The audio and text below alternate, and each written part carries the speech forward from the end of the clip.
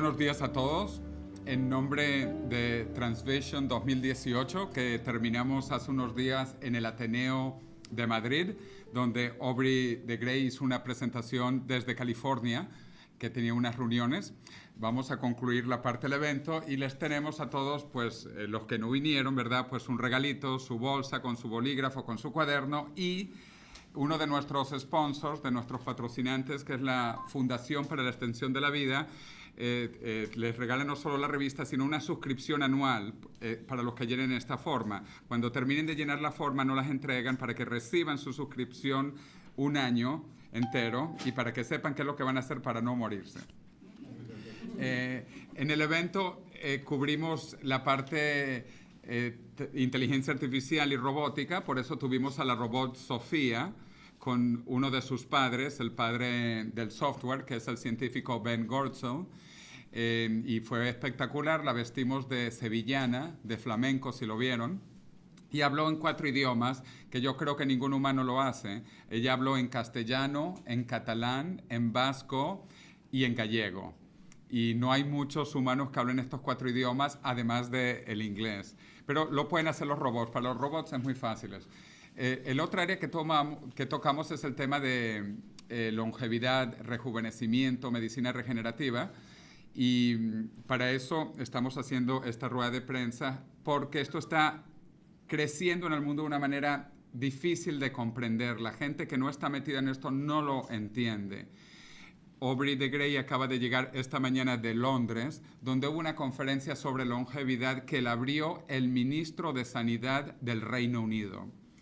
Entonces no es cualquier persona, esto se está haciendo en Inglaterra, lo pueden buscar, se llama The Longevity Forum en Londres, y otras actividades más que hizo con diferentes inversionistas, porque están creciendo muchísimas compañías multimillonarias en el tema del rejuvenecimiento, y él personalmente y su fundación, SENS, que hablará más de eso, financia varias de estas nuevas compañías y startups que están surgiendo en el espacio médico, porque hay una disrupción con la secuencia del genoma humano. La medicina se está volviendo informática. La medicina ya no es solo lo que tradicionalmente era, temas médicos, incluso farmacéuticos. Hoy en día se está volviendo informática. Y hay varias compañías que lo están haciendo en España también. Aquí tengo un caso, una compañía española, Baijin, es una compañía vasca, y hay otra en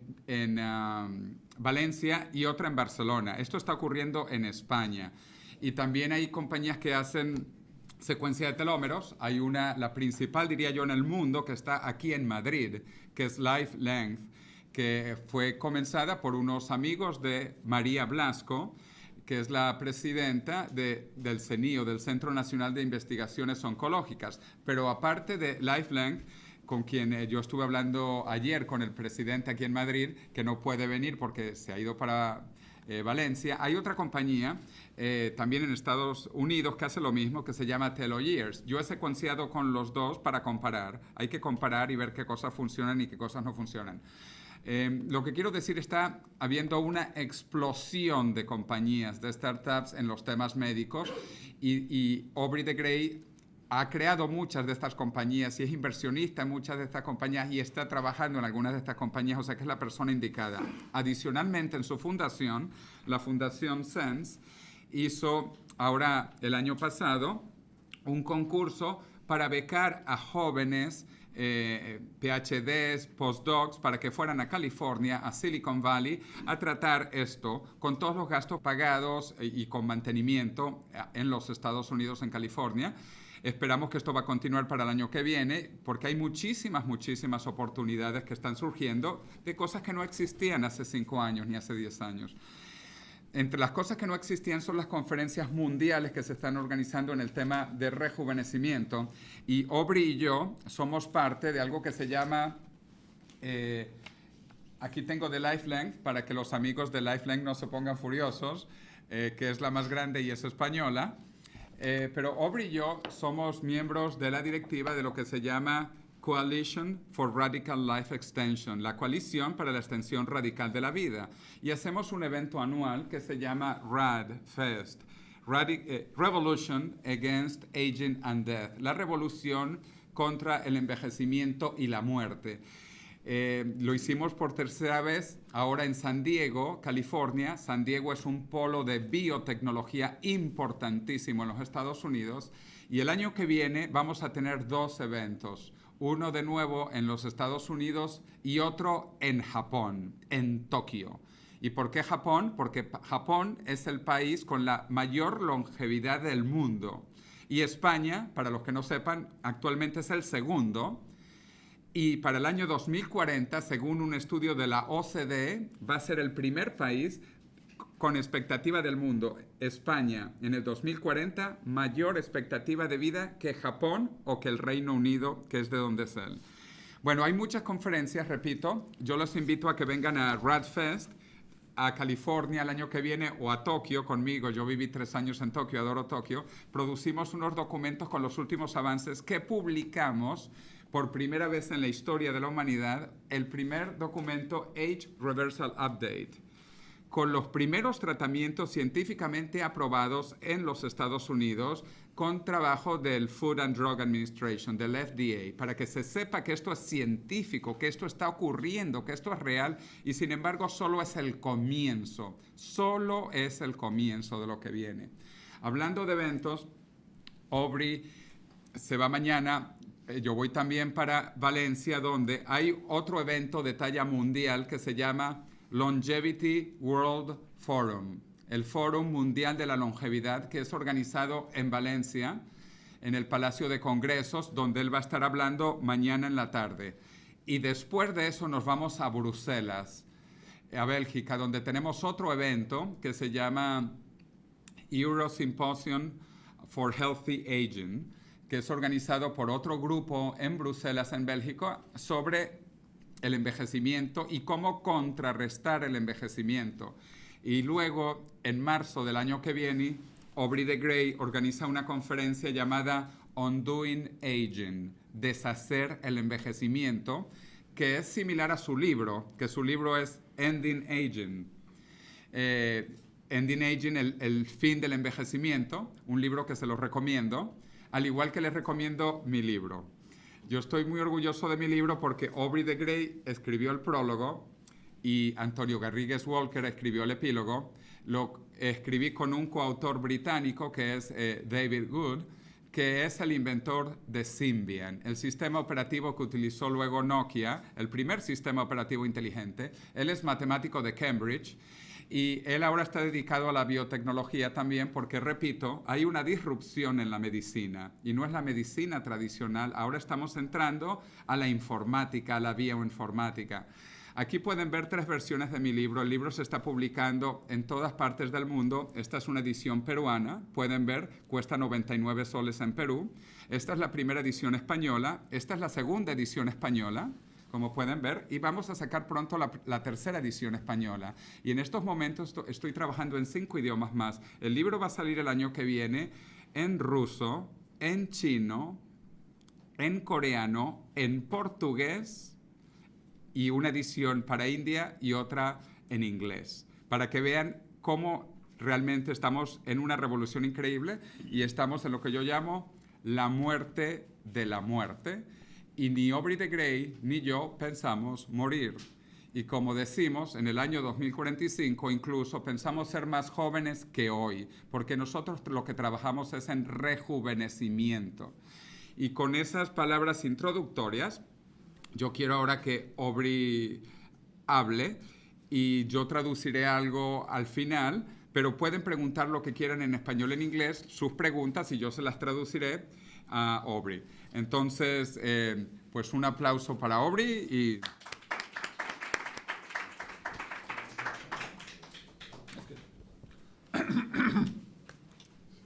Hello, everybody. I'm here to answer your questions.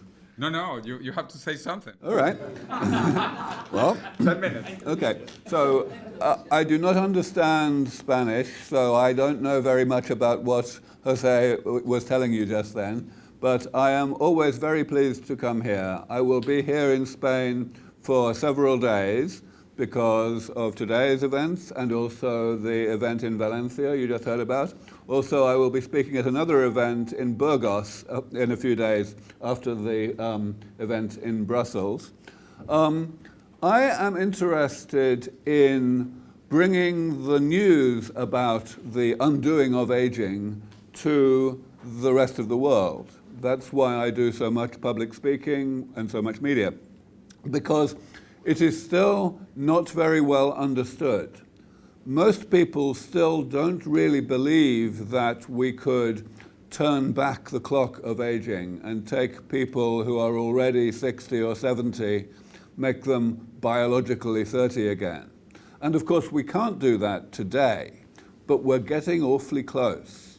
In order to do that, we will need to develop many different technologies that will repair the damage of aging, the damage that accumulates in the body throughout life and eventually kills us.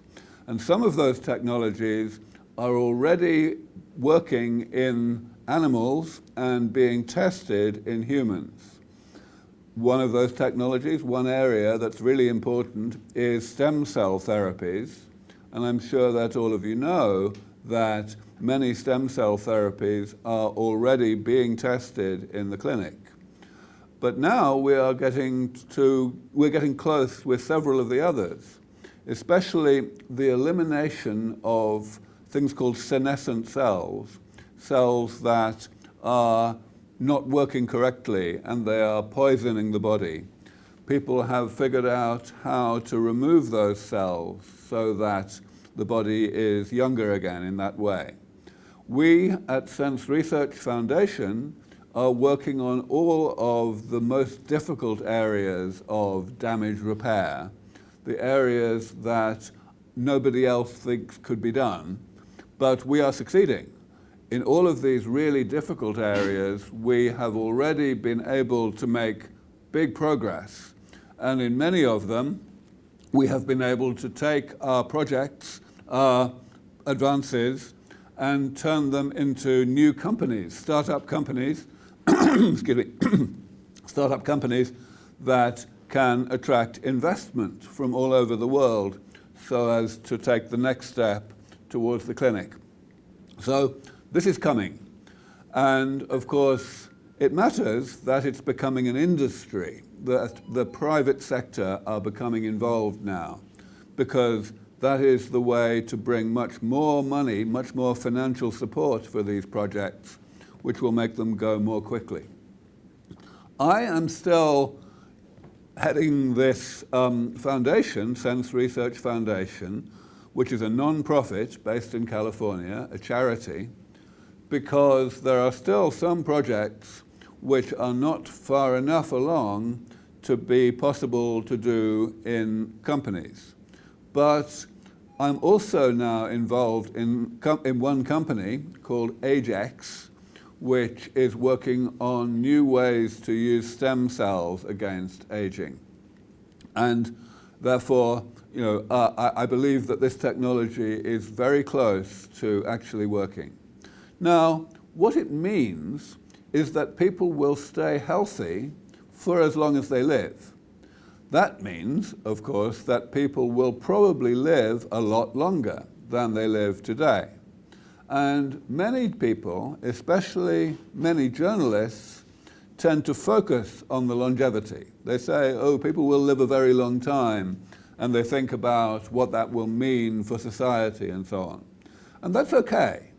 But if you do that, you must always remember and concentrate on the fact that this increased longevity will be a side effect of health, of staying healthy. And nobody wants to get sick. So that's a really good thing, that people won't get sick anymore just because they were born a long time ago. So if you are worried about some concerns like, there will be too many people or we will have difficulty paying the pensions, it's okay, we have to answer these questions. But we must remember always that the world's biggest problem today is the problem of people getting sick when they get old. it causes far more suffering than anything else in the world today. So we have a duty to solve that problem as soon as we can and to work as hard as we can to do that. Un resumen rápido.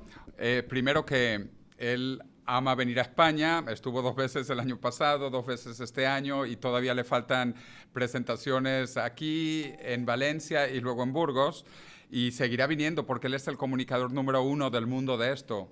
Él es el experto mundial y está trabajando en esto. Además es un gran comunicador a su manera. Él dice que todavía, claro, mucha gente duda esto porque todavía no hemos logrado retroceder el reloj biológico completo, aunque yo agregaría que sí, para Shinya Yamanaka, con reprogramación celular, logró volver una célula vieja en joven, y por eso se están comenzando a hacer experimentos en animales, que pronto van a hacerse también con humanos.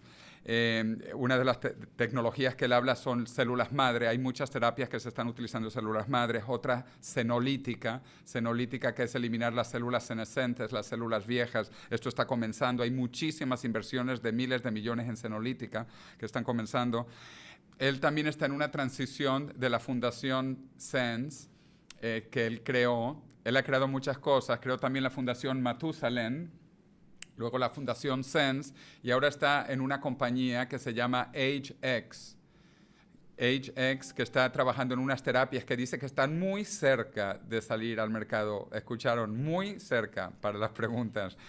Es una persona, no lo ha dicho, pero lo tengo que decir yo, él ha donado todo su dinero y una herencia que recibió de millones de dólares de su madre, todo a la investigación. O sea, hay que quitarse el sombrero cuando uno habla con una persona como él, que está poniendo su dinero donde pone su boca.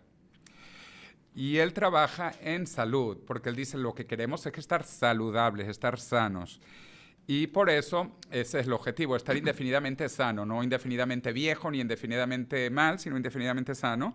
Y que el problema más grande de la humanidad es el envejecimiento. Porque si no hay envejecimiento, no hay las otras enfermedades ligadas, que son principalmente 3, el cáncer, cardiovasculares y neurodegenerativas. Entonces, si detenemos el envejecimiento, detenemos todas estas enfermedades. Y en países como España, más del 90% de la población muere de envejecimiento y enfermedades relacionadas al envejecimiento. Entonces, la principal causa de sufrimiento de España y del mundo, porque hasta en los países más pobres de África, más de la mitad de la población hoy muere de envejecimiento.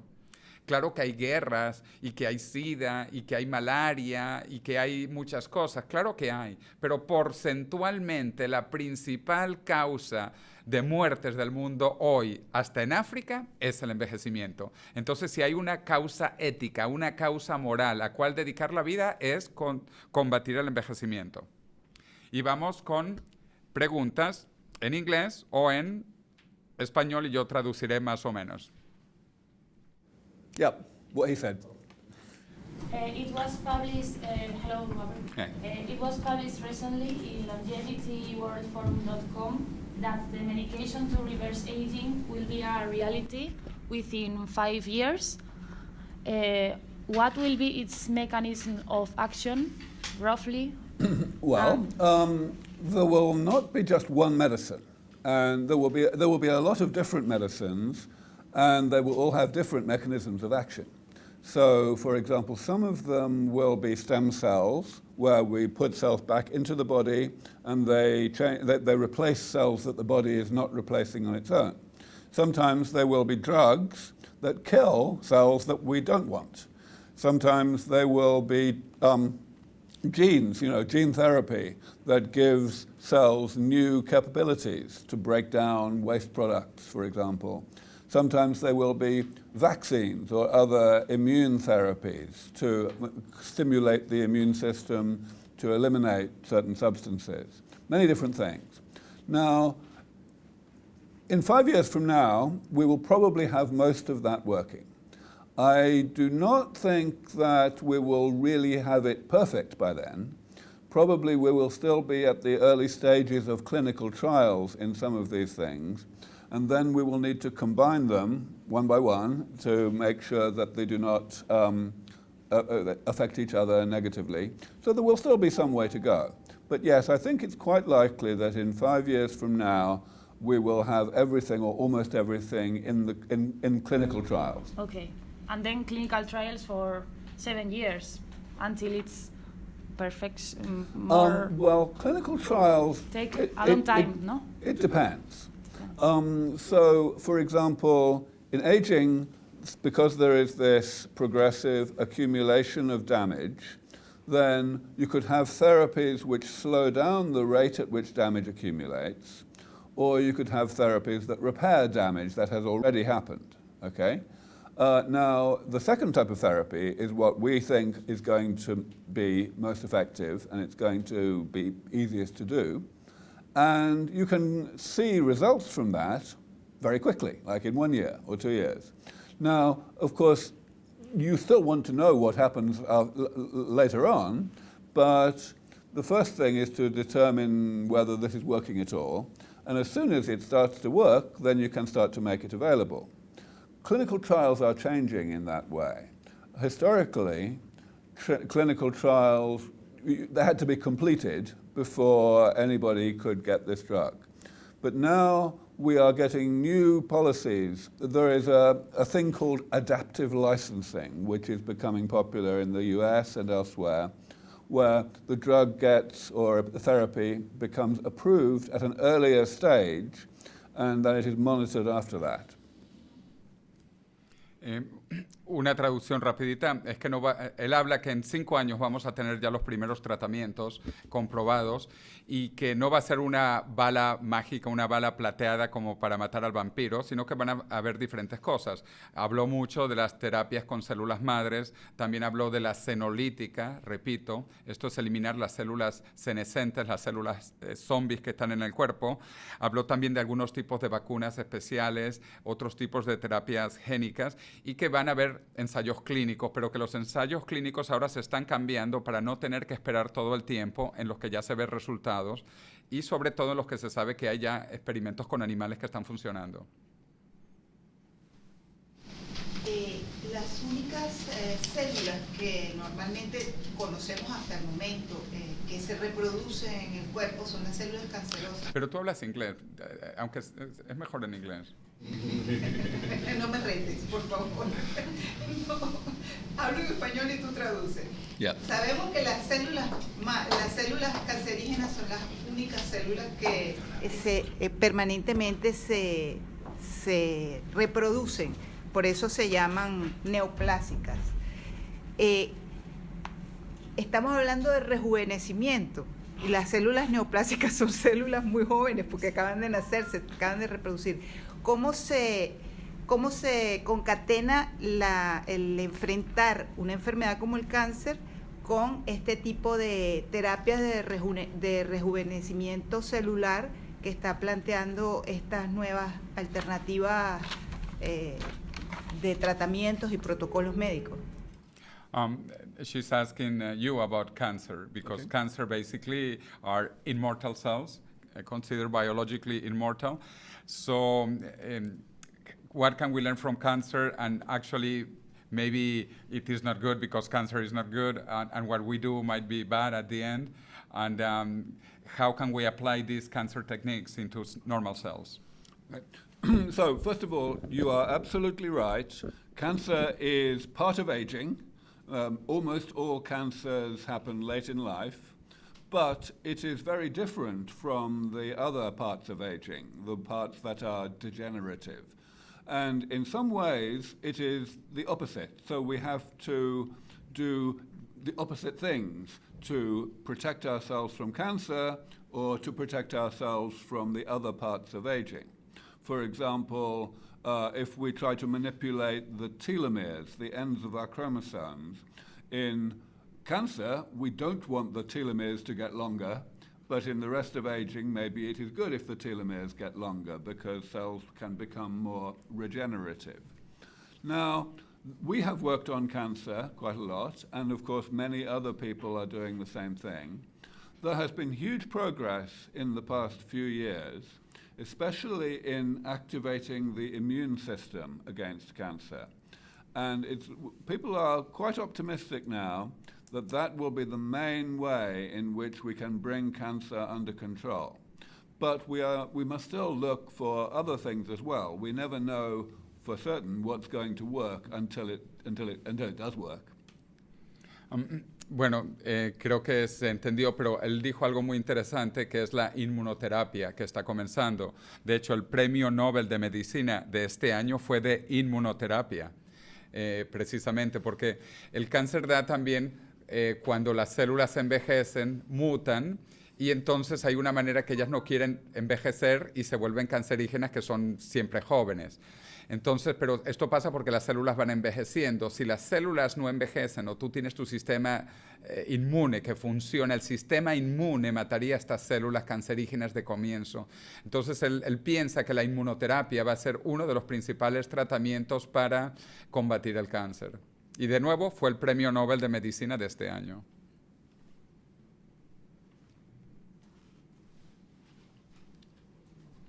Comentado que en 5 años ya estarán los ensayos clínicos terminados con las nuevas terapias, y no sé cuándo será una realidad la reversión del envejecimiento, si hay una estimación de una fecha. Y luego creo que ha comentado que estaban trabajando, él estaba trabajando en un nuevo proyecto que está muy cerca de salir a la luz. No sé si nos puede dar más detalles sobre ello. Sí, una cosa, él dice en 5 años, en realidad, bueno, esto está comenzando y estas terapias están comenzando, ¿no? Her question is because of the 5 years that you talked about. This is the beginning, the end of clinical trials, and then she has 2 more questions. When can we have these anti-aging treatments? And for that, actually, I mentioned one of the papers I had was the age reversal update. Mm-hmm. Here. Age reversal update already. But she wants to know when will we have this commercial, when we will have commercially, and 2, about HX. She wants to know what you are doing in this new company. What is HX about? Right. Some of the parts of this damage repair panel are already in clinical trials, and the clinical trials will be done in 5 years, will be completed. Some of them, maybe the trials will only have just started 5 years from now. So different parts are at different stages of development. And of course, as I mentioned earlier, after they have been tested and proven individually, then they have to be combined in order to get the most benefit. But even before they are combined, they will still benefit some people, because everybody is different. Some people accumulate certain types of damage more quickly than others, and some people will accumulate a different type of damage more quickly. That's why some people die of cancer and some people die of heart attacks and so on. So yes, the clinical trial process will be a complicated combination of many trials. Ajax is working on various types of stem cell therapy. In particular, we have 2 technologies that we are pursuing very heavily. One of them is called PureStem, and it is really just normal stem cell therapy, but the way that we create the stem cells is better than what other people have done before, so that we can create a particular type of stem cell that does a particular thing with higher purity than people could do. In previous technologies, if you want a particular type of stem cell, which will become a particular type of normal cell, then the way you make it, you have a lot of contamination with other types of stem cell that will make other types of cell. And we have fixed that. So at the moment, we are mostly going to use it to create brown adipose tissue, brown fat, which is probably going to be very protective against diabetes. The other technology that we are developing is to make cells that are already in the body behave more like stem cells than normal. So to turn back their differentiation. Other people have worked on this as well, including my friend Manuel Serrano, who is based here in Spain. But we are doing it in a different way that we think will be safer, because it will not have the risk of making cells too primitive. Rápidamente, ¿no? Sobre tu primer punto, ¿no? Que sí se están ensayando ya hay ensayos clínicos, efectivamente, no todos van a terminar en los próximos 5 años, y esto es un proceso que continúa, ¿no? Y además él habló que como cada persona es diferente, cada tratamiento va a ser diferente y hay que combinar algunas de estas terapias. Y en eso también se está comenzando a estudiar cuáles terapias funcionan para cada cosa. Número 2, sobre qué cosas están haciendo específicamente. Él habló algo que se llama pura madre, por decirlo así, porque es pure stem, y como son células madres, stem cells sería como el equivalente de pura madre, de puras células madres, que son células madres súper refinadas, súper puras, que es mejor que lo que hace el cuerpo, porque el cuerpo te hace muchas separadas, diferentes, etcétera, mientras que esto es agarrar una célula y multiplicarla indefinidamente, tu célula madre directamente. Otro es lo que hace Manuel Serrano, que él dirige un centro de biotecnología en Barcelona, y más o menos, pero una tecnología más avanzada que no va a tener efectos secundarios, según ha mencionado. Yo quiero hacer un comentario adicional. La prueba de que vamos a llegar, esto es un problema técnico, la prueba de que vamos a llegar a curar el envejecimiento es que sabemos que las células como el cáncer no envejecen, o que las células madres no envejecen. O sea, la prueba de que es posible es que ya existe. Aquí no estamos inventando el agua tibia, ya existe. Sorry, I just made an additional comment that the proof that it works is that we already know that there are immortal cells. I mean, we just need to know how it happened. Estoy absolutamente convencida de que todo lo que están diciendo es verdad, que la ciencia va a llegar a evitar el envejecimiento. De hecho, ahora vivimos mucho más que hace unos cuantos siglos, que la gente moría con 30 años como mucho. Lo que pasa es que a mí se me plantea un dilema moral, y es que todo esto va a suponer una brecha mayor entre el primer mundo y el segundo mundo, entre los países más desarrollados y los países menos desarrollados, entre los hombres ricos y los hombres pobres. ¿La ciencia algo tiene que decir sobre esto o simplemente van a seguir? Okay, her question is about the ethical issues, moral issues, specifically about the bridge between the rich and the poor. If science has anything to do about it, any... So today, expensive new medicines for the elderly are normally not available to most people. They are limited by people's ability to pay. But it won't be like that with these medicines. Not just because there will be a humanitarian need, but actually just because of economics. Because when you have medicines like today, they cost a lot, but they don't actually work. They don't make people healthy again. They just, you spend a lot of money and people are still sick and eventually they die. Economically, it's a big problem. But these medicines are going to actually work. They're going to bring people back to being useful again, and that means that those people will still be able to contribute wealth to society. So that means that these medicines will pay for themselves. So every country will do better, it will be more prosperous if it spends the money to ensure that the old people do not get sick. That's why this will definitely be available to everybody who is old enough to need it.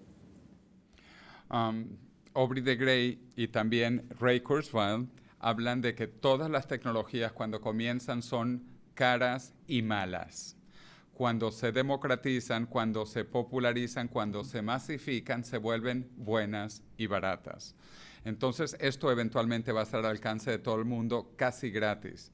Para hablar un ejemplo específico, la secuencia del genoma, el primero costó $1 billón en el sistema estadounidense, o sea, $1,000 millones. Hoy tú puedes secuenciar tu genoma completo actualmente por $700 y va a costar $10. O sea, es una caída exponencial. Pero como esto es tan importante y como la gente todavía no lo comprende porque esto va a ser eventualmente gratis, es porque somos muy baratos nosotros químicamente. Eso es el capítulo 4 de mi libro, que tienen que leerlo, donde yo explico que los humanos somos bolsas de agua. Nosotros somos 70% agua y no somos agua Evian o agua Perrier o agua Cabreiroa. Somos agua del Manzanares, agua del grifo, agua del chorro. Y el otro 30% que nos hacen son los elementos más abundantes y baratos, carbono, potasio, nitrógeno. Entonces somos baratos, somos bolsas de agua baratas. Y mantener una bolsa de agua barata, cuando lo sepamos hacer y con nanotecnología, va a ser barato. Did I say all that? No, I just added that we are water bags. Okay. And therefore, to keep a water bag alive, once we know how to do it, it will be cheap. What do you think of the Horvath clock for a biomarker for aging? And do you think that its use could accelerate the development of new neuroprotectors? The Horvath clock is a really interesting recent development in the biology of aging. At first, I wasn't too sure. I thought, well, maybe it's not really measuring the things that matter. But now I think there's plenty of pretty good evidence that it can be used reliably to judge people's biological age. So, yes, I think that it will help people to test new drugs, new therapies, more quickly, more easily than we could without things like that. Eso es importante. Además estuvo en Undoing Aging. He was this year in Undoing Aging. El creador de este indicador, este biomarcador, estuvo con nosotros hace unos meses en Berlín y está haciendo cosas muy interesantes, como ha mencionado también Aubrey. Y van a venir muchos más. Yo soy muy positivo. Pronto vamos a poder medir radicalmente nuestro estado de edad biológica, incluyendo tecnologías como los telómeros, ¿eh? Beyond the humanitarian perspective to avoid the pain and suffering that comes with old age, if the fact of increasing the years of healthy life in people will significantly reduce healthcare spending by governments, why don't they increase and promote the research in this area? You're absolutely right. It's quite strange that governments are so short-sighted. But, of course, the real problem is psychological. It's not just governments that are short-sighted. Almost everybody in the world is short-sighted about this. The reason, I believe, why that's true is people still can't quite convince themselves that it's going to happen. You know, since the beginning of civilization, we have known that there is this terrible thing called aging, and we have been desperate to do something about it, to get rid of it. And people have been coming along ever since the beginning of civilization, saying, yes, here is the solution, here is the fountain of youth. And they've always been wrong. So when the next person comes along and says they think they know how to do it, of course there is going to be some skepticism until they have really shown that it's true. And of course, if you don't think it's going to work, then you're not going to support the effort financially. So it's very short-sighted, but it's understandable. Hi, Aubrey. I am Alejandro Sacristán from Trends 21. My question, is in Spanish. Is about the ecosystem, longevity ecosystem of Spain. En España, a través de José Luis Cordeiro y de muchos investigadores y divulgadores que están trabajando en longevidad, se ha producido un gran doble efecto a la investigación muy importante a nivel mundial que llevan haciendo en España María Blasco, Manuel Serrano, otros científicos españoles como Ispizúa en el Instituto SOC. Se unió un gran evento, un gran congreso en el que participó usted, que era Longevity and Cryopreservation Summit, impulsado por José Luis Cordeiro, y a raíz de ese evento ha habido otros dos grandes eventos más de carácter científico y divulgativo, y muchas universidades, decenas de a lot of many events organizados por universidades about longevity, acerca de longevidad. ¿Están haciendo ustedes algún tipo de lobby con el gobierno español para promover pues la investigación y el desarrollo de esta industria de la longevidad en España, ya que España tiene no solo esa base científica y divulgativa ya suficientemente probada, sino también una importancia geoestratégica a nivel mundial en turismo y en salud, en turismo y salud fundamentalmente?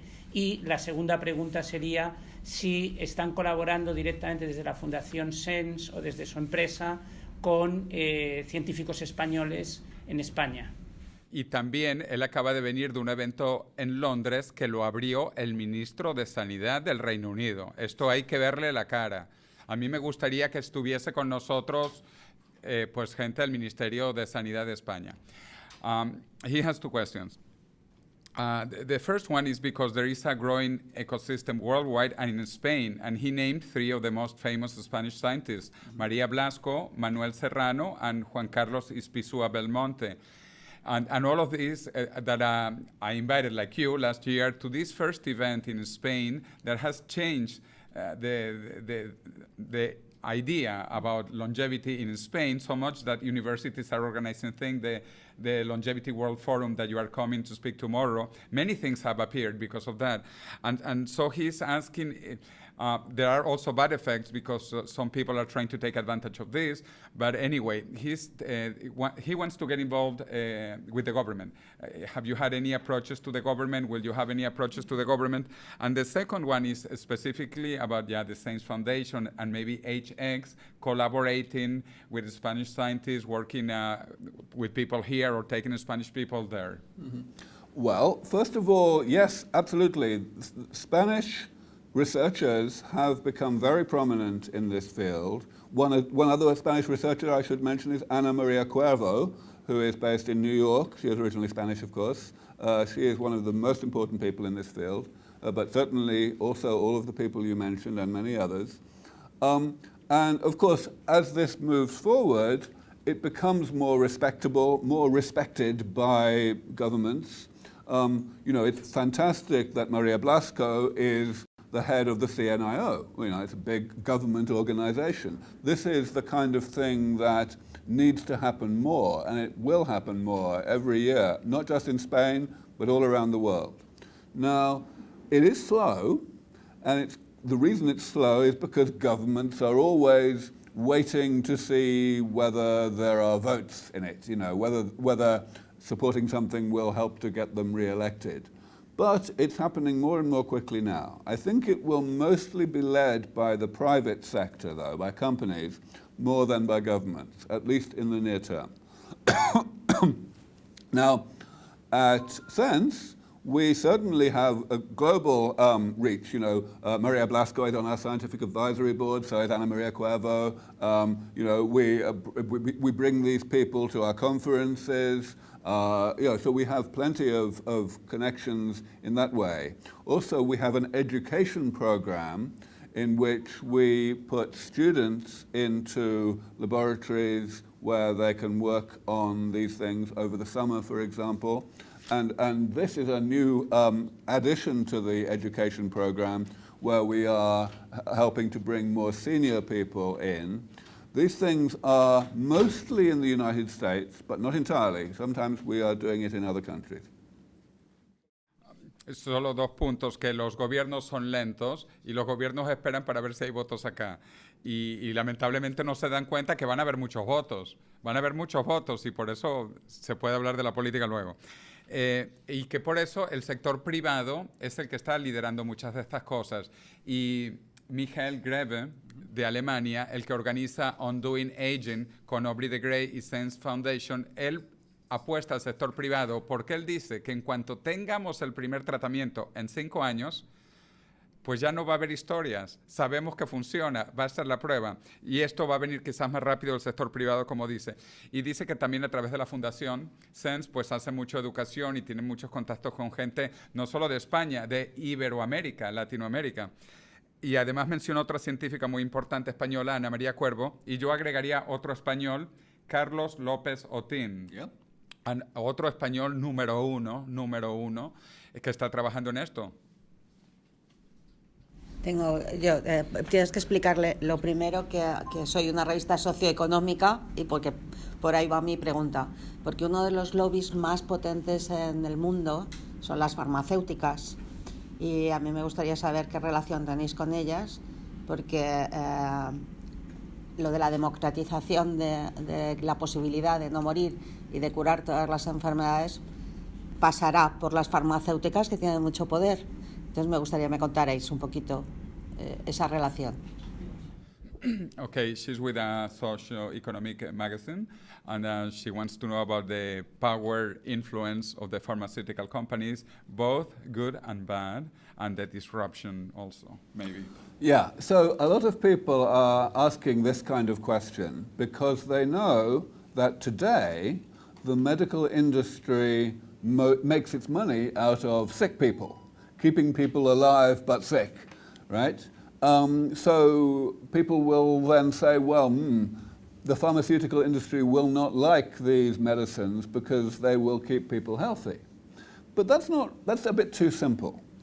Because really, the only reason why the medical industry makes money from sick people is because the public are not yet convinced about preventative medicine. There are very few successful preventative medicines. So we want to change public opinion. Again, we want to educate people so that they understand that prevention is possible and it works better. And when that happens, everything's going to be fine. The pharmaceutical industry will follow the money. Que la industria farmacéutica, claro, está bajo el paradigma viejo, donde se pensaba que se hace dinero con los enfermos. Y si no hay enfermos, pues no hay dinero. Pero como las cosas están cambiando y las compañías farmacéuticas van a querer sobrevivir, pues van a comenzar a sacar dinero en el cambio de paradigma de la medicina curativa a la medicina preventiva, que es lo importante. Vamos a pasar de la parte curativa a la preventiva, sobre todo con la secuencia del genoma. Esto nos va a permitir ver muchas cosas antes de que ocurran y vamos hacia ese mundo preventivo. What's the current state of other therapies against, for example, 7-keto-cholesterol, beta-amyloid, or glucosapan crosslinks? We are very happy with our progress in eliminating molecular problems in aging. Most of what I have said so far has been about cells, but about molecules. So the first company that we created about 4 years ago was to focus on eliminating oxidized cholesterol, especially this one you mentioned, 7-keto-cholesterol. We kind of had to restart that once because the first company didn't work too well, but that's now a company again.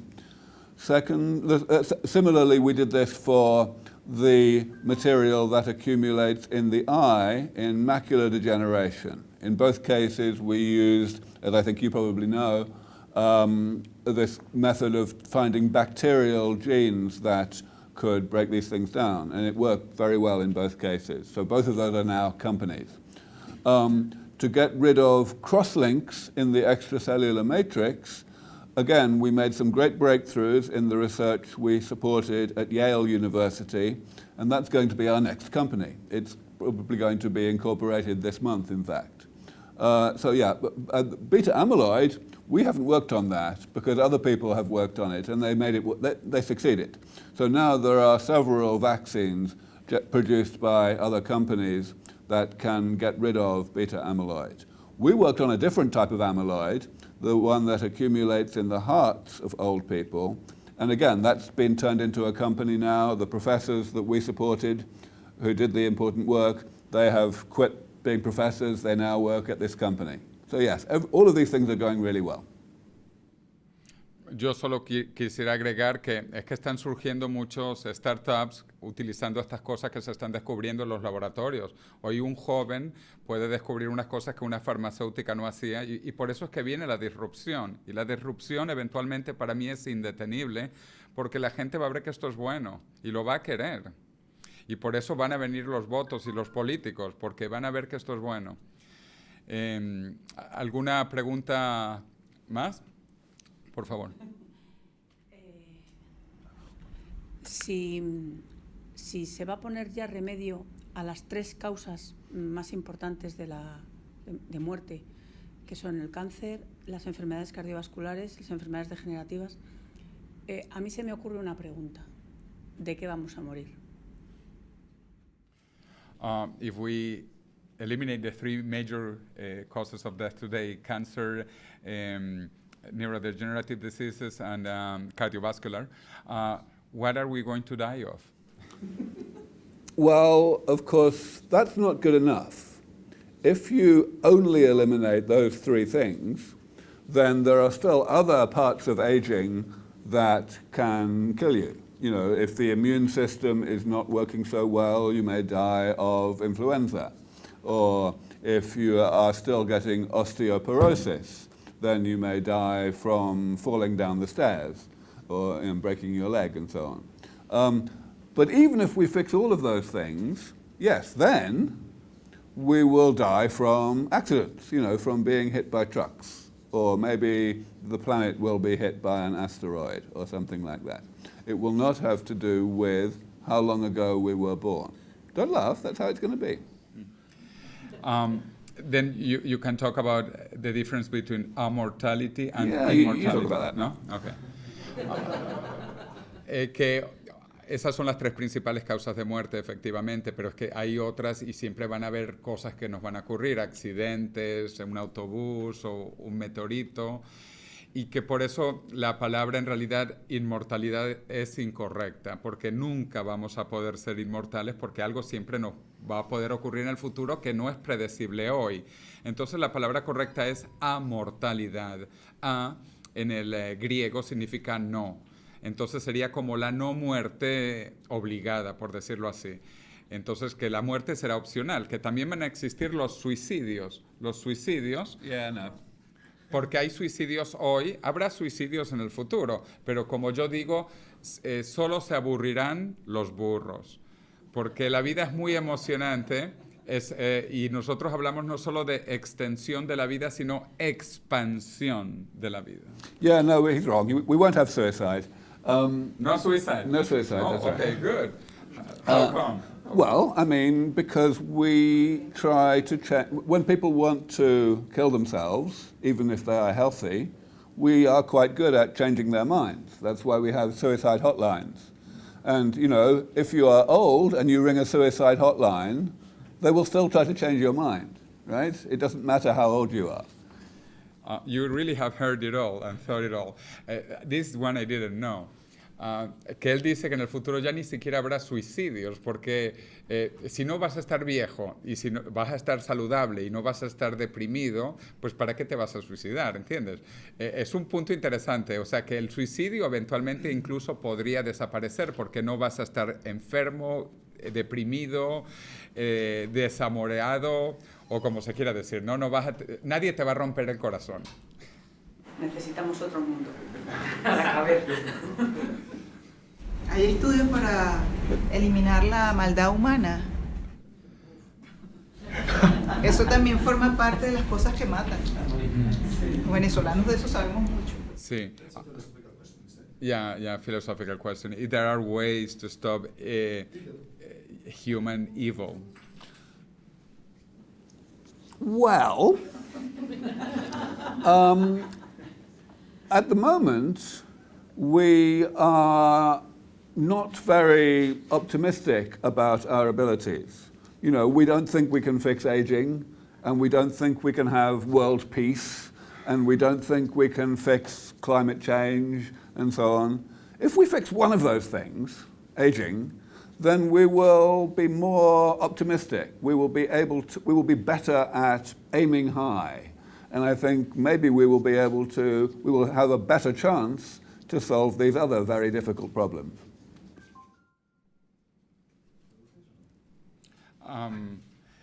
Bueno, no, la traducción es que claro, que en el futuro a lo mejor también vamos a eliminar el mal.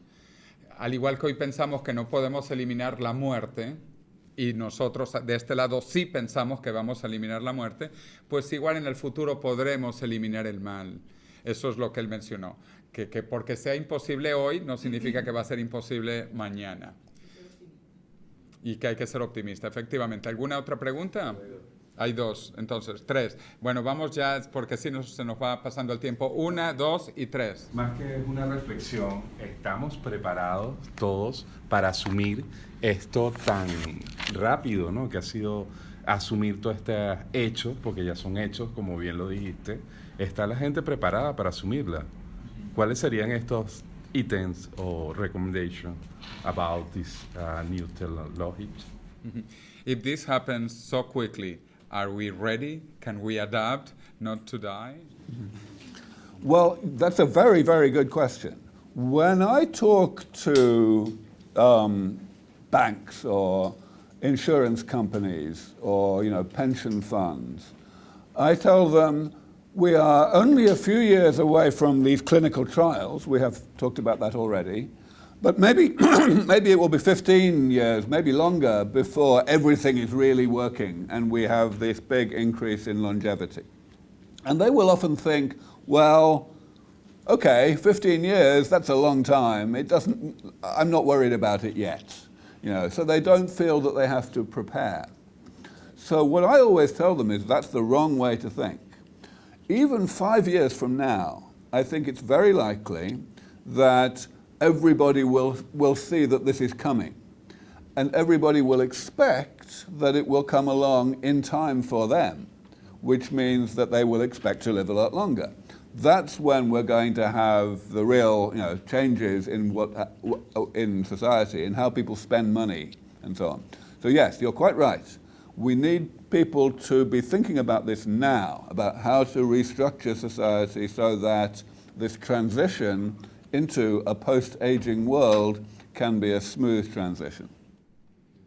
Excelente punto, ¿no? Que hay que considerar efectivamente cómo va a pasar esto, pero como el mundo va a cambiar en 5 años, la gente va a saber que esto va a ser posible finalmente, pues vamos a ir preparándonos cada vez más. A mí me gusta decir también que en 30 años, cuando veamos para atrás, vamos a meditar y vamos a decir cómo éramos tan ignorantes y tan bárbaros que permitíamos que la gente muriera. De verdad, acuérdense de esto. En 30 años vamos a ver hacia atrás y vamos a decir lo ignorantes y lo primitivos que éramos, que aceptábamos la muerte.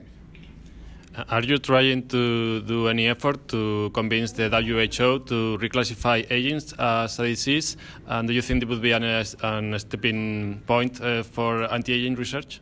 So there has been great progress in that area over the past couple of years.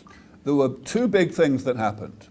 The first one, about 2 years ago, was when the Food and Drug Administration in the USA approved a clinical trial to test a drug, metformin, against aging.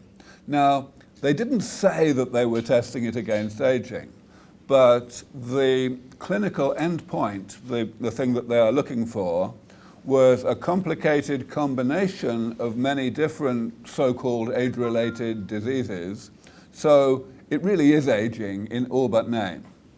The second thing, perhaps even more importantly, was very recently, just a few months ago, when the WHO did basically classify aging as a disease. But they did it in a clever way. They created a new code in the ICD, the International Classification of Disease, which was for aging, but it wasn't a regular code, it was what's called an extension code, which means it's a qualifier of any other code. And that's hugely important. It makes it much easier to ensure that a drug which works against some problem in old age will actually be used, and so the people who developed it can make their money back and so on. So that's a very important development. Yo quisiera agregar, porque eso también lo toco en el libro, y yo participé en el proceso con la Organización Mundial de la Salud para que se incorpore el envejecimiento como una enfermedad. Todavía no se ha logrado, pero ya se habla de las enfermedades ligadas al envejecimiento por primera vez en la historia, en la Organización Mundial de la Salud. El próximo paso, y yo estoy metido en el grupo trabajando con esto, es que al igual que hay cada vez más enfermedades que no existían, por ejemplo, ¿cuántos de ustedes conocen la sarcopenia?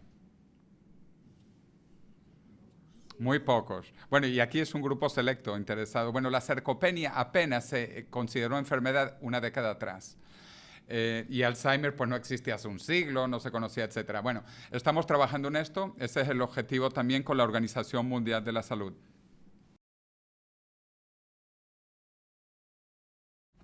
According to the analogy with a car that you use, you say that a car is built to last 10 or 15 years, but with proper maintenance, it can last until 100 years. Isn't it implicit here the idea that aging is programmed as well as the life of a car is also programmed? No, it's not. So all of you know that a long time ago, Henry Ford invented this concept called planned obsolescence, which was a way of building a car so that you could predict pretty accurately how long it would last. But, of course, the only reason that the prediction works is because people are lazy and they don't mind replacing their cars. So they only do the minimum amount of maintenance that the law tells them to. The reason these, excuse me, the reason some cars last 100 years is not because those cars were built differently. It's because there are a few people out there who fall in love with their cars and they don't want them to get old. So it really is exactly the same. In the human body, we have aging because there are certain types of damage that are not automatically repaired when they happen. Of course, many types of damage in the human body are repaired automatically when they happen, and so we don't need medicine for that, but some of them are not. So if we can develop medicines that do fix those things, it's exactly the same as with a car. Aubrey es famoso por hacer una analogía del cuerpo humano con un carro, con un coche, y cómo al coche le vamos cambiando las piezas. Yo además hablo sobre las bolsas de agua. Nosotros somos bolsas de agua. Besides the car analogy, I talk about we being water bags. Mm-hmm. We are basically water bags. Un coche es químicamente más complejo que un humano. Los humanos somos bolsas de agua baratas. Un coche es mucho más caro que un humano. De nuevo, el problema es que todavía no sabemos cómo reparar el humano, pero lo vamos a saber. La nanotecnología está comenzando, es la reparación átomo a átomo. ¿Alguna pregunta más? Okay, one final question. I've got two questions for Mr. de Grey. It's a real pleasure and honor to watch you blood and bone, not on TV or on the internet. If you were to bet on the first human being ever living 1,000 years, who would you place your bet on? I mean, can you tell us about his or her identity or at least profile? Is he or she rich? Is he or she already alive? Is he or she famous? Is he or she an artist, a scientist? And the second question has to do with the future you may envision for religions if we ever achieve this goal of being victorious over death. What are your prospects about this issue, religions, in the future? So the first question, really the only thing I can say is that the first person to live to 1,000 will almost certainly be a woman, and it will almost certainly be someone... Why? Because women live longer already. Hang on, I'll explain. It will almost certainly be somebody who would naturally live very long, like 110, today, with today's medicine. There are not very many people like that, but the thing about living a very long time is you don't do it by staying alive in a sick state of health. People who live to 110 today, they took a long time to start going downhill. So they stayed healthy. Therefore, I expect that when these therapies start to work, the oldest people who will benefit from them will be people like that. Maybe somebody who is 85, but biologically they are the same as the average 60-year-old or something like that. That's why it's almost certain to be a woman, because hardly any men get to be that old. How old they are now, well, of course, that depends how soon the therapies start to work. And when I have been giving predictions today about timeframes, all of those predictions, you must understand, are probabilistic. I'm just saying we have a 50% chance of getting there in 20 years, shall we say. There's at least a 10% chance that we won't get there for 100 years, so I don't know. About religion, well, I look at it the same way as what happened 150 years ago when evolution was invented. You know, a lot of people thought, well, this is the end of religion because it removed one of the big arguments that people used to use for proving that God exists. But here we are, and there's still plenty of religion. So no, I don't think it's going to do anything like that. Él mencionó que la primera persona para vivir 1000 años va a ser una mujer. Y la gente dice, ¿por qué? Bueno, pues porque ya las mujeres viven más. O sea, de entrada, ya sin hacer nada, las mujeres viven más. Entonces, que por ahí las mujeres deben de ser las primeras. Pero vamos a tener los tratamientos en los próximos años para que estas primeras mujeres vivan. Ahora, yo le voy a hacer una pregunta a él. Primero se las voy a decir en español a vosotros y luego a él, para que comprenda, porque de hecho yo no pienso morir, como he dicho públicamente muchas veces, y no solo no pienso morir, sino que pienso ser más joven en el año 2045, como dice mi otro gran amigo Ray Kurzweil, con quien estuve el mes pasado en California. Y Ray Kurzweil explicó que él espera en 2 años llegar a la velocidad de escape de longevidad para él mismo, porque él ya ha ido reprogramando su cuerpo a través de todos los suplementos y las cosas que consume, ¿no? Entonces, Aubrey de Grey es famoso por esas 2 expresiones que él ha popularizado. Una, la velocidad de escape de longevidad, y 2, la metuselaridad, que es la singularidad de Matusalén. Ray Kurzweil dice, repito, que él piensa llegar a su propia metuselaridad en 2 años, pero que para todo el mundo a nivel popular, comercial, va a ser en el año 2029. Y para el año 2045 va a ser la inmortalidad o la longevidad joven para todos los que la deseen. Yo le voy a poner esta pregunta ahora a él. Okay, I also had to make a question, so I explained it to them first, now for you. We were with Ray Kurzweil last month in California, and then he said that he expects to reach his own longevity escape velocity in 2 years. You know Ray as well as I do, and he has been 86% on target on his predictions. So saying that he plans to reach that, even though he says for everybody commercially will be in 2029, and then basically indefinite lifespans at the latest by 2045. So 2 dates and 2 concepts: longevity escape velocity and the methuselarity. And Ray gives dates, and I believe in those dates. And like himself, he does not plan to die, and he plans to be younger in the future. Therefore, he is already the first person to be 1,000 years, and you too, and me too. Anyway, some comments on the methuselarity, longevity escape velocity, and you being one of those first truly millennials of 1 millennium alive. I mean, the main thing we have to remember is that there definitely won't be any 1,000-year-old people for at least another 900 years, whatever happens, right? And that's important to remember because, excuse me, que dice que no va a haber ningún milenario todavía por 900 años. O sea, pase cualquier cosa, tenemos que esperar 900 años. And that's important to remember because an awful lot happens in 900 years, right? So, you know, we should be thinking in the near term. We should be thinking about the benefits that we're going to see soon. And those, of course, are the health benefits. People will just not be sick anymore. And that's rather important because it's going to be rather good. Y que muchas cosas van a ocurrir en 900 años y que por lo tanto lo que nos tenemos que dedicar es al tema de la salud, que es lo importante. Y él siempre dice que él trabaja en salud. Any final comments about methuselarity, longevity escape velocity?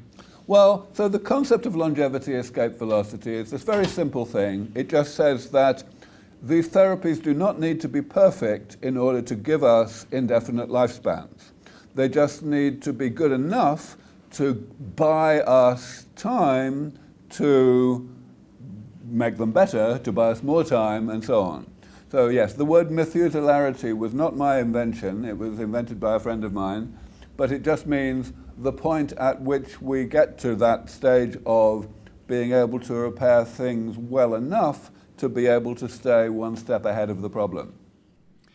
Vean qué correcto y qué humilde es, que él dijo que él no inventó la palabra la metuselaridad, es otro amigo común nuestro, pero él la popularizó. Y él la que sí creó es la velocidad de escape de longevidad. Y el punto importante, y es lo mismo, la metuselaridad es una manera de decir la velocidad de escape de la longevidad, es que es el momento cuando, si llegamos a él, cada vez vamos a ir comprando más tiempo, como él dijo, para tener terapias cada vez más avanzadas, de manera que vamos a poder no solo vivir más, sino incluso rejuvenecer. Y esta es la idea de la velocidad de escape de la longevidad, y que está muy cerca. Any dates for the Methuselarity? I think we have a 50-50 chance of getting there within 15 to 20 years. De 15 a 20 años, así que no se mueran, por favor. Bueno, un aplauso para Aubrey.